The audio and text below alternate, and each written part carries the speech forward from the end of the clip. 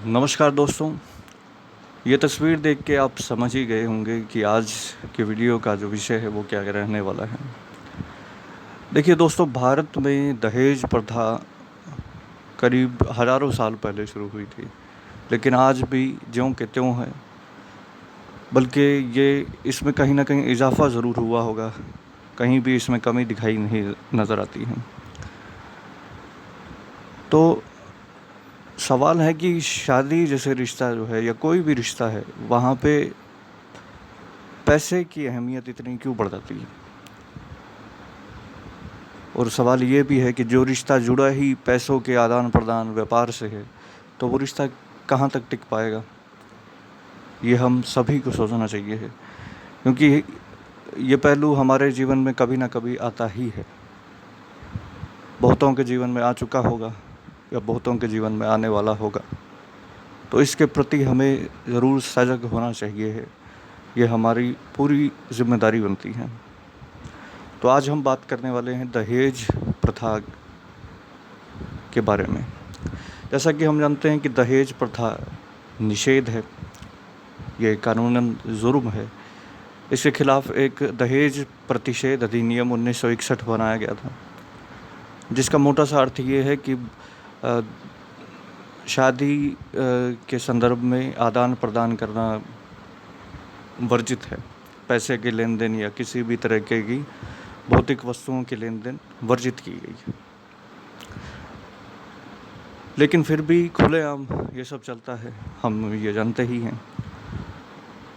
फिर भी आज भी ये ज्यों के त्यों बना हुआ है।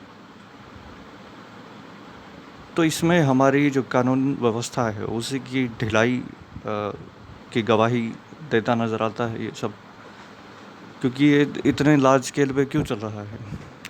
अभी 2019 का ही एक डेटा है, जिसमें लगभग 7,000 मामले जो हैं वो दर्ज किए गए दहेज के।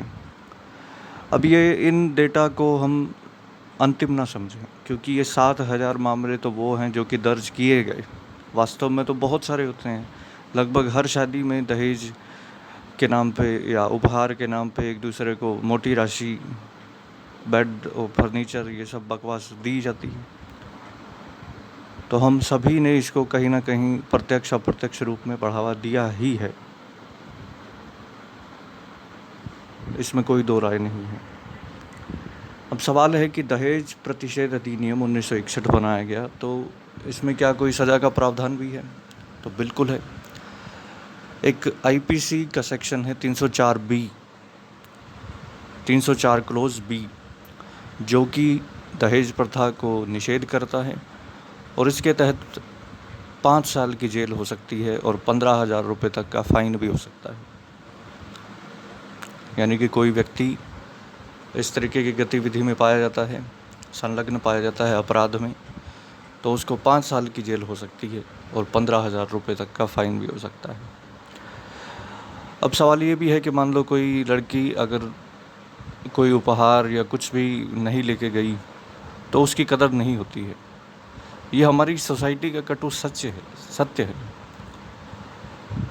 तो उसके साथ मार कुटाई होगी, घरेलू हिंसा होगी, डोमेस्टिक वायलेंस होगा। तो इसके खिलाफ भी एक अधिनियम है, डोमेस्टिक वायलेंस एक्ट 2005, घरेलू हिंसा अधिनियम 2005।